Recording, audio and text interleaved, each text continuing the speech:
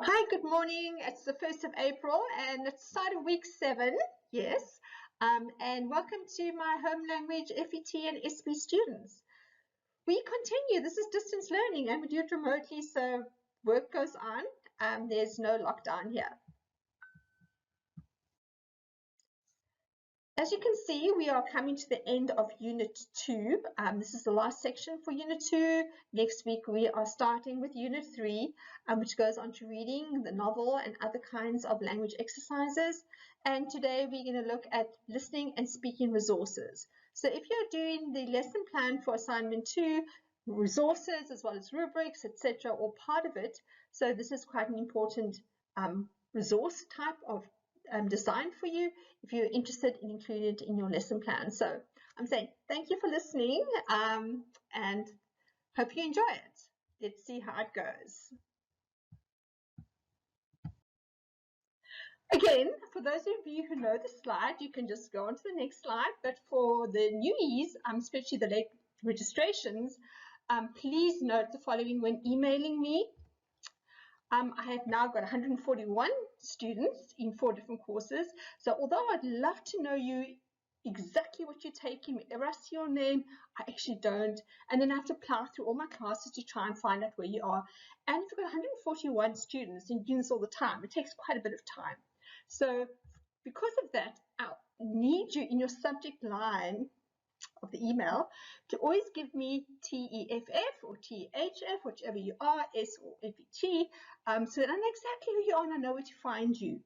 I then also know how to answer you more accurately.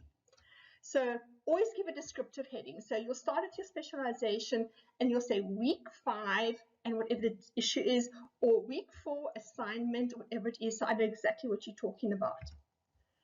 Yes, and that will help me feel a bit more relaxed every time I have to help you with a query. Thank you for those who also come back to me and say thank you for helping me. I really appreciate that because I think you actually know that it does take a bit of time administratively getting back to my computer, checking out what you're asking me. So thank you for that. Also refer to the specific issue that you have, whatever it might be, asking for extension, you are a late registration, you're not sure about this, what week it was, what the title was, so you give me lots of specific information. I want you to go through this again. I think you know what it is. Tell me when, what, why, how, all those details must be added. I do not automatically know what your issue is. I'd love to, but I don't. And then also, see, most of you are using your official Embry address. It saves me having to go and look for you, not do a do not reply email to you first of all, and this all helps me save time. Okay, thank you. Right, just a note on tasks, assignments and your activities. Your assignment 2 date, your submission date has now been extended to the 20th of April. It closes at midnight then. It's also a lesson plan.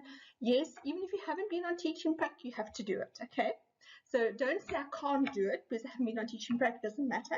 You have to do it. Even if you haven't been on Teaching Prac, it is still applicable. Okay.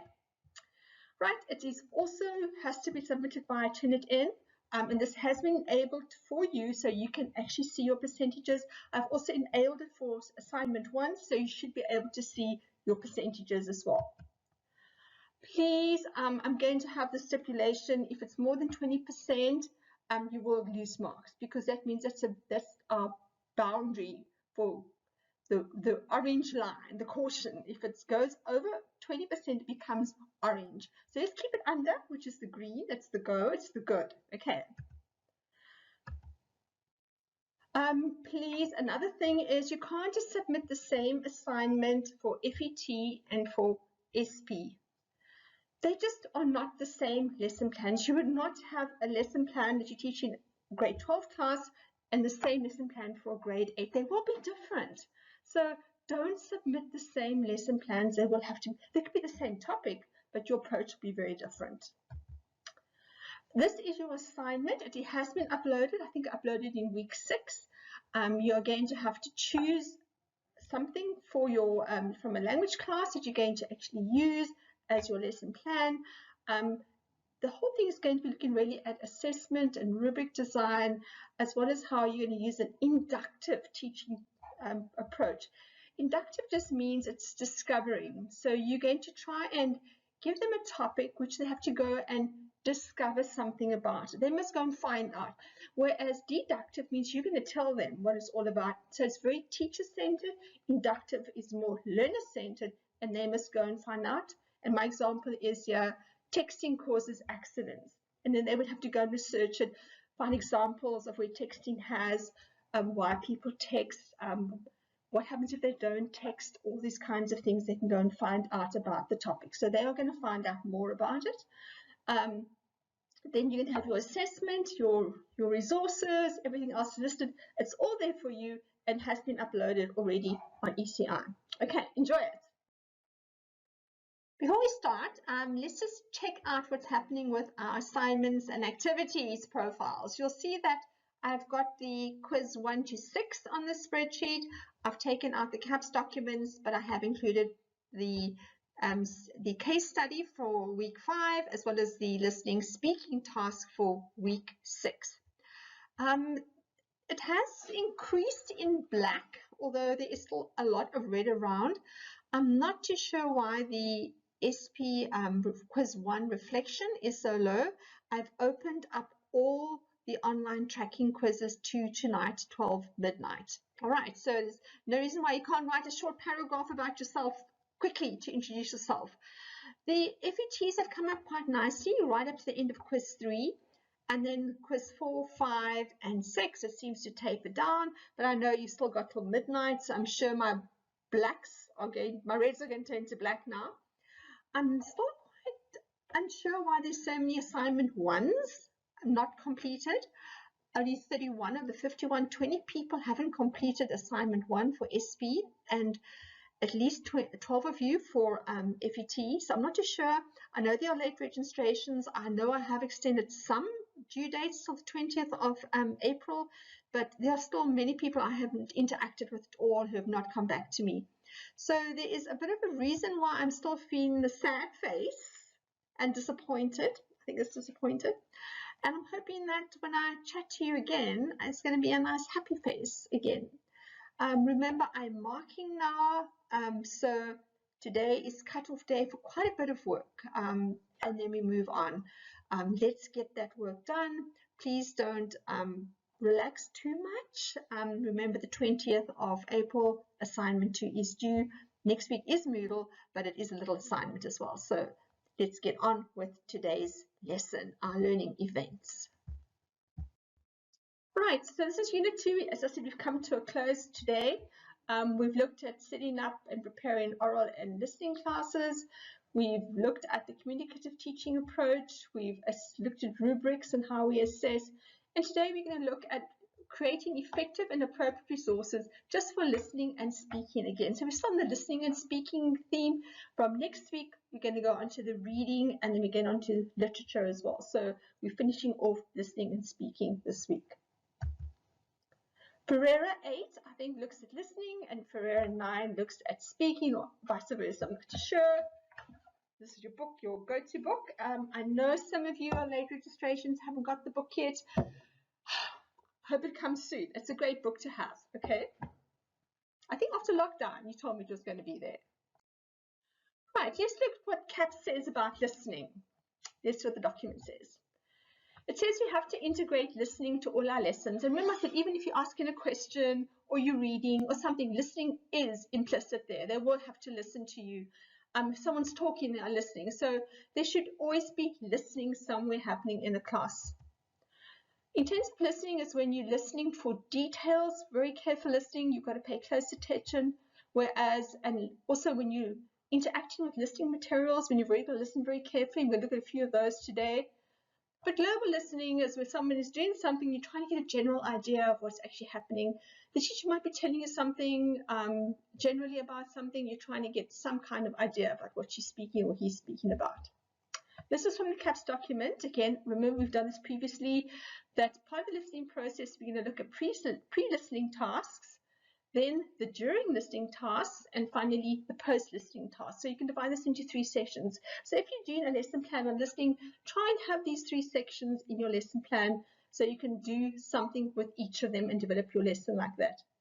There's different kinds of lessons. Like we're listening for specific information, and that's like we have with when we're given directions to a house, how to do things. If you ask someone to listen for critically and evaluate something, it's something more complex. Reasons why people text and drive, and they need to then listen to it and agree or disagree with what you say. Or if it's listening to something for appreciation and interaction, it might be a song, a poem, or something that they are enjoying. Good story might be something they also enjoy listening to. Right. So when you conduct a listening lesson, you first can look at different stages. And this can be quite fun. I love the pre-stages. I love the introduction to classes and the lessons that you can do, because it's when you get the students motivated and you get them interested in what you're doing. Okay, what can we do about this? So first of all, through the pre-listening, we have to try and tap into previous knowledge of the students, what their opinions are about a certain topic, what their background information is about a certain topic. If we're keeping texting and driving, to probe that. Do you drive? No, I don't drive. Do you know someone who drives? Yes, I do. Does that person text and drive? Yes, they do. So what do you think could happen? So do you text while you're walking? So let's just probe all these different things. What could be the results? Try and get some background information about that. Use authentic materials. So it could be an article about accidents with texting and driving, be what company manuals or documents might be on this issue. It could be anything to do with the topic, and then you can probe their prior experience with this. It could be, remember that one about taking selfies. I'm sure everyone has taken a selfie. And you could say to them, when is it dangerous to take a selfie? Yes, when you're standing next to a waterfall, or you're on a high wall, or in front of a car. Those are bad times to take selfies, so you could probe their knowledge about that. And you can get this by saying to them, asking questions, as I've said. Also can show them a visual or a video about selfie taking, or you can ask them to share an experience of something that's actually happened. In that way, you're probing their prior knowledge. This is a brief stage, whereas most of the time will be spent during listening, but this will orientate them. And here I'm going to give you some examples of how you can go through the pre-listening stage. The first one is, a pre-listening thing could be that you would give them certain rules. Okay, you're going to do a task, but you need to tell them what they need to know beforehand. So this kind of task, you give them rules such as there'll be silence when I'm telling you what you must do, or I'm reading the piece of material that I'm going to read. I'll only repeat it once, might be instructions. You can't ask questions, so no one can ask a question, and you must look at your own work. So you give them some rules. You can change your rules depending on what you want to do. The first reading, you might have certain rules. The second reading, you might have other rules. Right. And say, now listen carefully to the following description and then draw it. So you'd go through each of these sentences and you'd expect them to draw whatever you've got on here. In the center of the page is a large square. Okay, so that would be the first thing. You'd say it once, and then in the center of the sheet, they would have to draw a large square. And you'd go through each of those sentences, and they would have to try and draw whatever you are saying. Okay, so you do that, then you have your post-listening. They've done whatever they need to do, and now you can say to them, what was difficult? Well, ma'am, it was very difficult, but she said we can ask questions, or I don't understand what that word meant, or and you repeated it once. Couldn't you have said it twice? So you can discuss all those things. What terms could I have helped you with? And then you could go through all the terms that possibly were problematic. Maybe they didn't know what a square was. Maybe they do not know what a pencil-shaped object is, or what horizontal means, or what does attached mean? What is vertical? What is a half-moon shape? What is something that's similar? Okay, so they've had to draw this thing, and you can see there's squares, there's sticks, there's pencils, there's half-moon shapes, there's small circles. And in the end of the day, it should look something like this. Here's the drawing. You won't believe what actually comes out of this task. It looks nothing like this. So if you want to have fun, and they will have fun with it as well, You can do this with the class. Maybe you can first of all discuss what a square is, what horizontal is, what vertical is, what attached to means, what similar means, what half circles are, so that they know what the words are. So when you say them, they're actually knowledgeable about them. And let's see what their drawings look like. So it's quite a fun listening exercise. Here's another one. It's to draw a floor plan. So you could first of all go through what a floor plan would look like. You're looking down aerially at the floor plan, and then you discuss that's a window. If you want to show a window in a floor plan, you could do something like that. That's a door. You can show them what a door looks like. There's your stove, your basin, so you can show them how they can visualize it aerially. You can also talk about what is left, what is right, what is bottom, what is top. So they know if you're speaking about the top or the bottom or the left or the right, where is that spatially on this floor plan? So you can discuss all this as you're pre-listening. And then you can also read them something. You can see I've highlighted all kinds of things which are showing orientations, a left-hand corner, a waste paper bin, a filing cabinet, a photostat machine, right-hand corner, bottom. So all these kinds of words which they will now have to draw this floor plan. So in the end, it will look something like this. Here we are. They've had to put in a window. They've had to put in 2 windows, a door, a filing cabinet, a photocopy machine, a desk, a waste paper bin, a table with 3 chairs, a bowl of flowers. And there's mine, okay? Also, very interesting what comes out, and they love looking at each other's work. So this is quite nice to give them the idea of how spatially you can do something and how it can be represented on a floor plan. Okay, right, here's a third example. It's a phone message. Interestingly enough, we've got a textbook, and many higher education colleges want telephone techniques to be included as one of the chapters because they say people cannot write telephone messages. So you could go through what a telephone message is, give it a date, name, address, message, and then you could practice with them by asking them to record the following telephone message and write it out for the attention of the committee secretary. And it could be this. Please tell Mrs. Brown, the secretary, that I hope to attend the executive committee meeting tomorrow afternoon, but I may be late in arriving as I have an earlier meeting with someone out of town. My name is John Bond. Okay, you could change the names in the setting, but they get this horribly wrong, and the messages are quite funny. Most of them get James Bond. I don't know where James Bond comes in, but they say James Bond, but this is John Bond. And they get Mrs. Brown often as well. So it's something to practice listening and get them to do note-taking with it as well. So that was also quite a fun pre-listening activity, just to get them to listen. Right, so we're going to the during listening stage.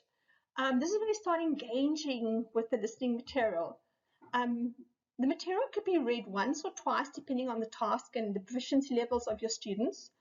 But each of the readings could have a different task. So first reading could mean, you say, well, how many speakers were there? Reading 2, you could say, what did John say? So you identify what a certain speaker said.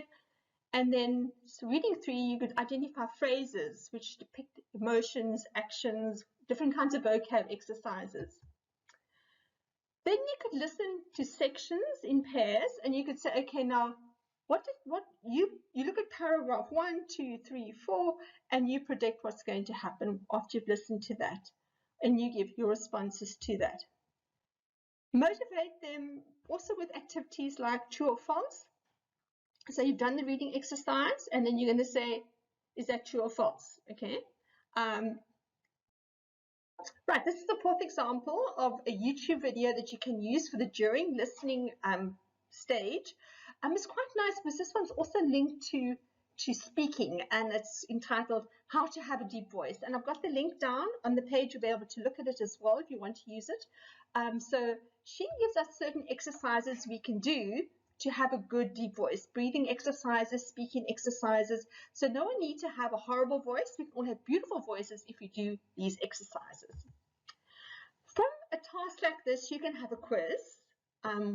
With true and false, multiple choice, matching the answer type questions. You can do a mind map from it, or you can make a note-taking with a point form summary type of exercise. There you can see the link to YouTube. I've tried twice already to link through from using the recorded session, and it doesn't go through, but you will be able to do this yourself. And here's an example of the quiz you could have, how to have a deep voice. There's multiple choice, there's 10 questions there, and they could listen to the recording as many times as they wanted to, and then they could answer the quiz as well. So it's quite a nice, fun exercise to do. Here's another one. It's from a TED Talk. Our screens make us less happy.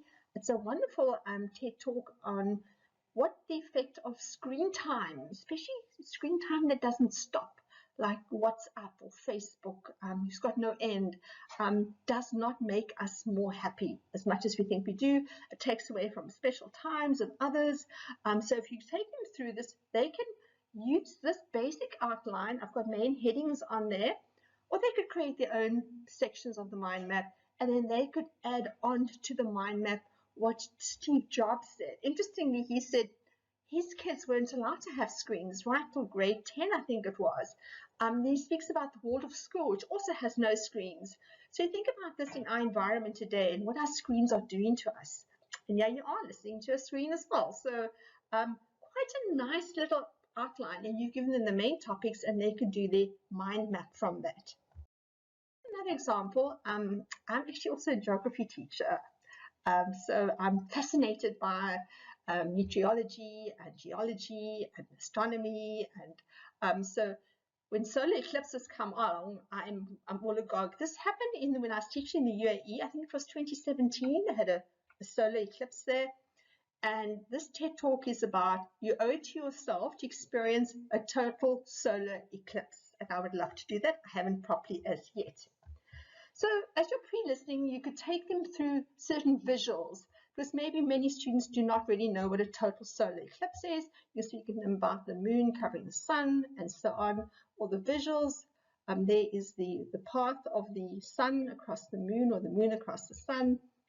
This was the date, August the 21st, and there is the path across the United States as it went from one side of the states to the other. So you could take them through all these visuals.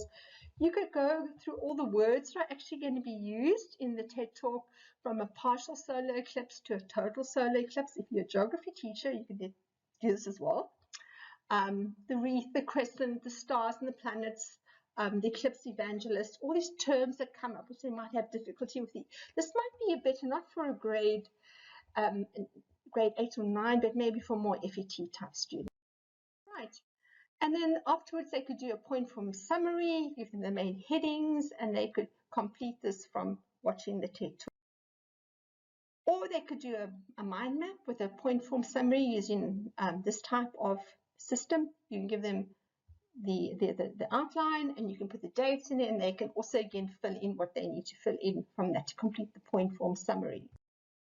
Right, and how's that? There is an aeroplane going across with the sun's rays on it, and there is the TED Talk link as well, which if you want to look at it, and or if you want to use it. Okay, beginning onto the post-listening stage, and I'm thinking you want to get there as well.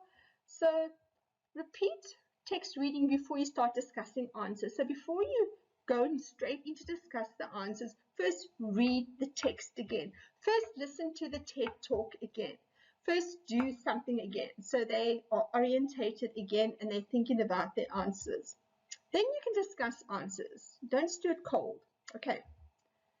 Review any problems they encountered. They didn't understand that term. He spoke too fast.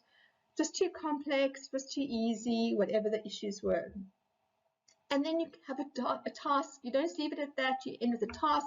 It could be a speaking task. They can role play something.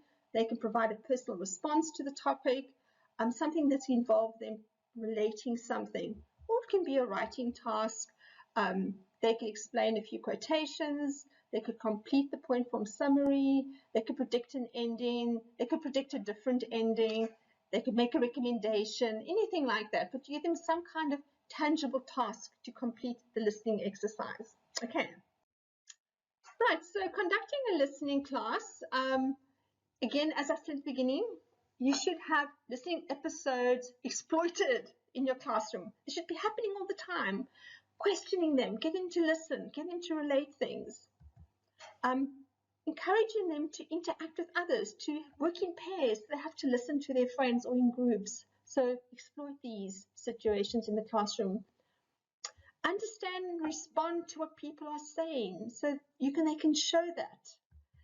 And if you've got a communicative activity, you've created time for genuine listening, and that's so important, because even Trump has to listen sometimes. Really, when he's got that phone, I'm sure he's not talking all the time. He actually has to listen to people. So it's good to get them to interact, so they have to listen, and to practice active listening with them. Okay, right. Also, again, I'm putting the IELTS links in here for you, because these are free listening exercises. And if you've got access to the internet in your classroom, these are perfect. So there's the link as well. I also have got the listening, the part 1, part 2, part 3, and part 4, and I'll show you what those are. But they've also got reading practice tests, they've also got writing practice tests, and speaking practice tests. So these are lovely resources to use in the classroom. So if you look at the first section, section 1, you've normally got a conversation between two speakers. It's in a social or a semi-official context. So they're having a talk about maybe paying a fine, or making a call, or booking, or something like they're having a conversation about something quite topical. The next one is a talk by a single speaker, a monologue, based on a non-academic situation. They might be telling someone something, relating an issue that actually happened. So it's one person speaking and telling something. Second one is a conversation with up to 4 speakers. So this becomes more complex. And it's normally an academic situation. So it might be how to register at Stadio, and you've got 4 people talking about that, and it might be the dean, and there's someone from administration, it might be a lecturer, all there together, someone, one of your buddies helping you how to register properly on time, or why can't you get your books, or something like that, right? You understand the context. Or it could be a university type lecture like me. I think it would be more formal than this, or talk about something, maybe about plagiarism. That's an important topic, and they'll be talking about the importance of plagiarism, why you shouldn't plagiarize it, what you can do not to plagiarize, and things like that. Right. So let's get on to speaking. We finished listening now. Let's look at speaking quickly. I hope there's not too much time I'm taking. And this is the CAPS document, LO, what it says about speaking. It says students have to communicate effectively using visual, symbolic, and or language skills in various modes. So from PowerPoints to debates to interviews, you've got to use certain kinds of speaking skills. Yes, and that is scary for some students because they don't really like doing that. And then the document also gives us all these millions, it's not really millions, I'm using hyperbole there, of purposes and contexts which the different modes you can use for your speaking in the classroom, from reading aloud to telling the story to introducing a speaker, using negotiation skills, researching a topic. Go through this list. It's wonderful, and there's so many things you can do in the classroom with this. Now, I'm going to give you 4 examples. These have worked quite well in the classroom for me. And the first one is announcement. I have used this before. This can be done with a voiceover, and the other one can be designing an announcement and then presenting it to the class. So the first one is that they would pick a 30 to 45-second public announcement of their choice on YouTube. Then they would transcribe the speech word for word. Then they would mimic or copy the message and the pronunciation and the intonation, and then they'd audio record their announcement, okay, using their words as a voiceover. The second thing they would do is to create their own announcement and then present it live in front of the class, okay, which is also good for them to practice. This is the actual voiceover. Only 10% of us get enough daily exercise. And that number is dropping. Nearly 30% of us are overweight or obese. As a result, we now have a shorter life expectancy than our parents. But give us the right starting sport and we will never stop. Learn how I have active4life.yet. Right, you can see that's pretty short. So they write out this script, the transcript, and then they say it in the advertisement and record themselves. So you can see they've got to practice the pronunciation, the intonation, especially important for first additional language students where they can hear the words and they can practice saying it. Okay, I've got rubrics for all of these, so if you ever wanted to use it. The announcements, this is an example of come to my beach party, and just be one slide and they can present this to the class, inviting them to join them for a beach day or for whatever it is, making it colorful and fun to look at. This has come to my graduation, okay, and that'll be more formal. So any kind of announcement, there's about 10 million announcements they can do. They choose it, having a baby, graduating, getting married, engagements, all kinds of things that they like to announce. All right. Example 2 is presentations. This is a more formal side, and my first sentence says here, look at a cultural problem, and you think about where we are today. It could be a social problem, a health problem, political, economic, or cultural problem. I've got here exercise, seat belts, not smoking, but we also have COVID-19. Yeah, I think that's something we're going to speak about for a long time, as well as what we're experiencing now, lockdown, to stay safe, stay at home. Lots of controversial responses to this. Very, very good topic to discuss. Obviously, as a teacher, get them to, you approve the topics to make sure they're good topics. Then they can conduct their research to prepare their slides. I'm going to, I don't know if all of you know about the Pecha-Kusha method of using PowerPoints. And the one I'm going to show you now is jumping off cliffs. It's a type of PowerPoint which prevents us dying from PowerPoints, where they've got to use 20 slides and there can only be visuals on each slide. So there's 20 slides of 20 pictures and you can only speak for 20 seconds on each slide. Now, if you know about speaking speeds, that means they can speak about maximum 33 words a slide. If you take that multiplied by 20, that's about 6 minutes and 40 seconds exactly that you can speak for. So this helps to minimize the length of time this is going to take. If you wanted to do 10 slides, it would only be 3 minutes. So you could do 10 slides, but it's a Japanese way of presenting PowerPoints. It comes a Japanese term, Pecha-Kusha, all right?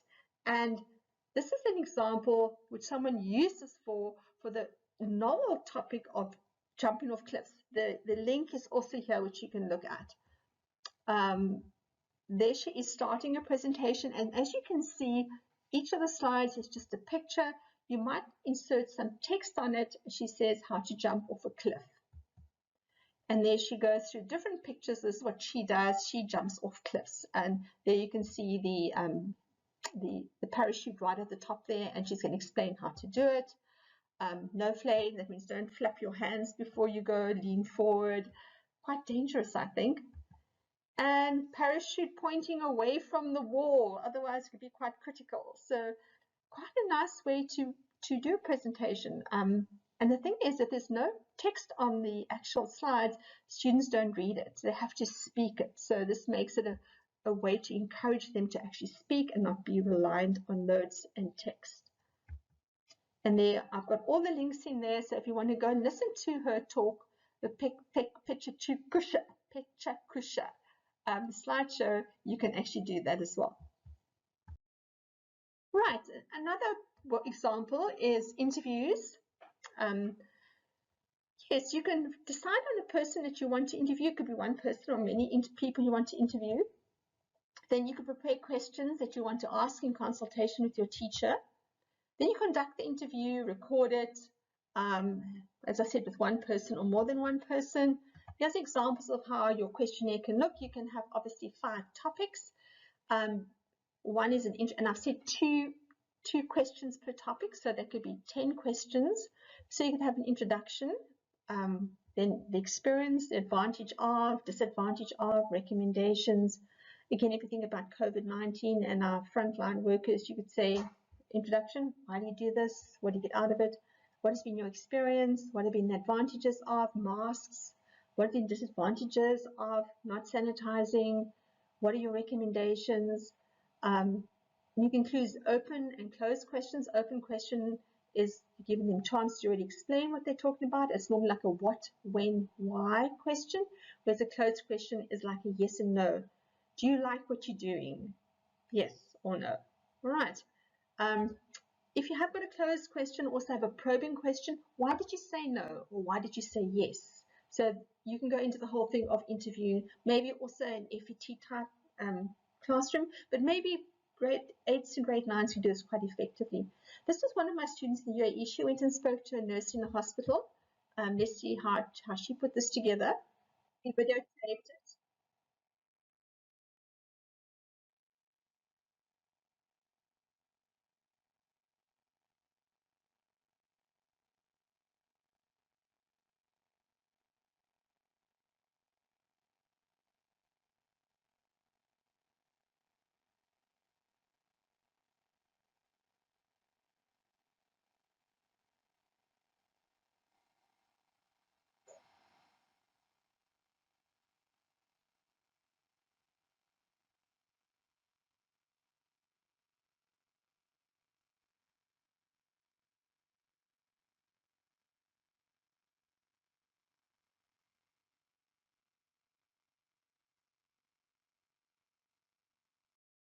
Right, I'm going to go on now.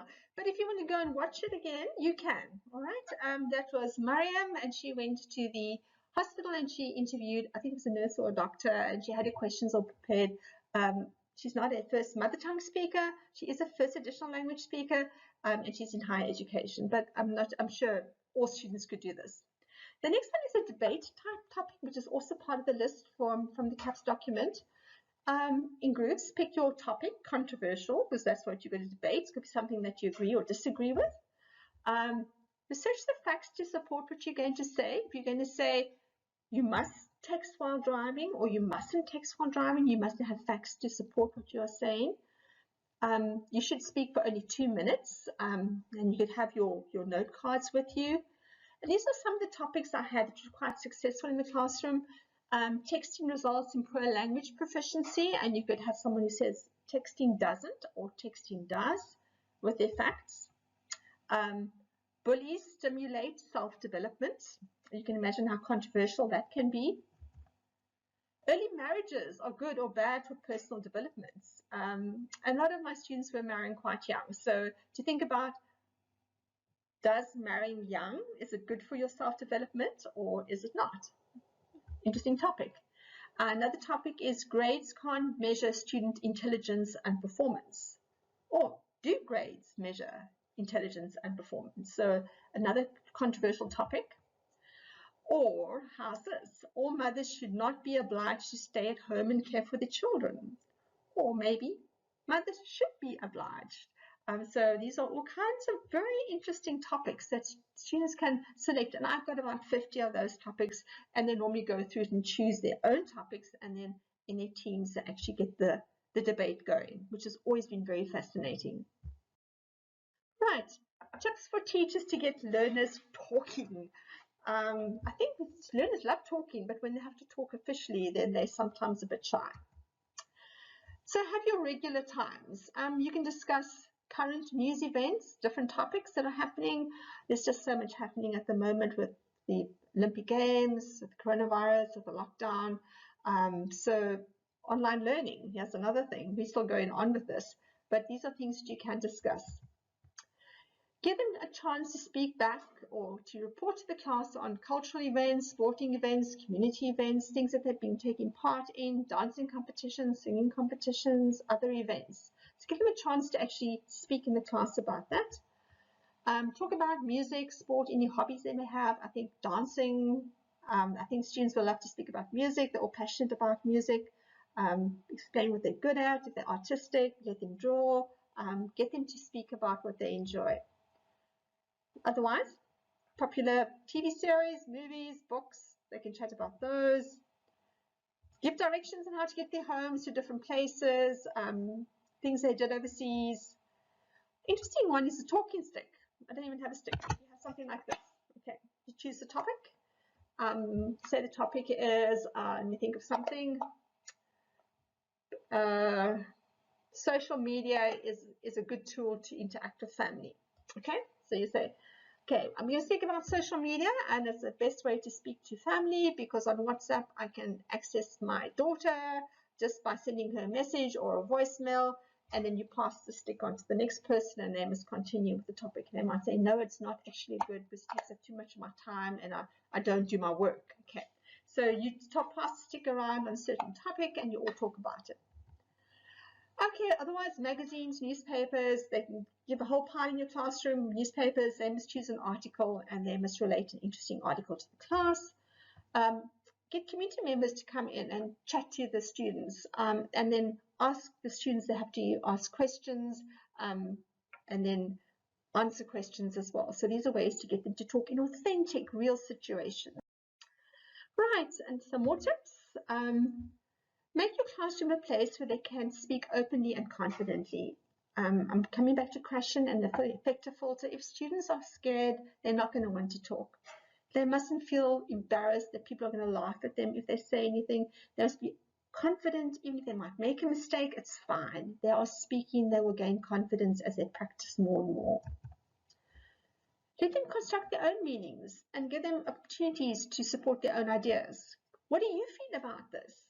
Remember, those are our referential questions, our elicitation questions, our display questions, not all display questions where we know the answer and they know the answer. Ask them to identify something and explain why they said that, so they can express their own opinions. And it's good to encourage them to be critical thinkers as part of CAPS. So let them express their own ideas and support what they are saying, and encourage them to say what they feel. Explicitly teach speaking skills, the importance of eye contact, of projection, of pauses, of pacing, of audibility, of gesture, of facial expression, of interaction with the audience. All these things need to be explicitly taught and practiced. Yes, practice all the time. I love group presentations because this is when they can both practice and they come up with their buddy, and they have shared the floor time and they move from one to the other and they feel more confident that way. So it's also a good way to get them to be more confident. Make speaking fun. Yes, so they want to speak in your classroom, and encourage them to do that as well all the time. I want to chat to you about your online tracking 7 for this week. You can see it's a question and answer forum type activity. Question and answer forum means that you have to answer a question and then you're going to have to respond to somebody else's. But way it works is that, I think I repeat this in my next slide again, you will not see anyone else's responses until you've answered the question. So answer a question that I have posed now, that I will post for you. You'll see it on the next slides, and then you'll be able to answer 2 other people's questions. Okay. Right, so, oops, I've jumped now. You'll see that I'm going to open up your 2 activities for this week. It's a forum discussion, one on speaking and one on listening, and I've tried not to put the same questions into FET and SPs, so you'll have to answer differently. It's a question and answer forum, so you will not be able to see someone to respond to until you have actually asked the question or answered the question. So there's one question for that you need to answer at 50 words, and you have to do this twice for 2 posts, one on listening, one on speaking, and then you've also got to respond to 2 students, because once you've written your post, you'll see what other students have written, and then you have to respond to 2 of them, at least 25 words. Asking them something quickly about why did you say that, because you don't feel this, or I like what you said because. So give a reason why you're saying something. So if your question is, how can I improve my listening? And the person tells you how they will, you can say, yes, I agree with you, because making eye contact ensures that you're listening to someone. So give a reason to support what you are saying. So this is the first one on presentation questions. There are 3 questions. You'll only have to answer one. What makes a presentation more effective and why? What qualities make one presentation better than another? How can a bad presentation be improved? Now, you'll only have one of these, so they're not all of them, depending on where you are. There's also a YouTube video, which you just click on, which you can also use as your response material. So that's the one forum. The other forums on listening. Also only one question you have to answer. Even with the best intentions, we can easily become distracted while trying to listen to others. Like you must be distracted already listening to me. However, communicating, understanding, and learning is enhanced when we practice understanding and listening techniques. You can refer to those two articles below there to answer your question and answer one question. How is active listening best achieved in the classroom? That's one of them. You might have both of them. Why are learners often distracted when listening? How can poor listening be improved in the classroom? And explain your answer. So those are the three questions. Depending on what courses you're doing, you might do two of them, but I'm hoping they're not going to be the same ones. Okay. So that's it. We come to the end of week 7. Sometimes you forget to listen. Sometimes you need to speak. What's next? Next week I'm going to have a Moodle, and it's going to be an assignment. Possibly something where you take something for listening or speaking exercise for grade 8, and how would you change it for FET? So along those lines, I haven't yet designed it, but one little assignment next week hopefully gives you some reading space so you can complete assignment 2 for the following week. So I'm saying bye, I'm saying stay safe, I'm saying stay at home, complete your work, don't forget tonight midnight. All the on-track learning events are going to close at midnight tonight. That's activity 1, 2, 3, 4, and 5, and 6. I've made them all close tonight. Assignment 1 closes tonight as well. But any queries or any things you're not sure about, please get back to me. So, ciao for now. Bye then.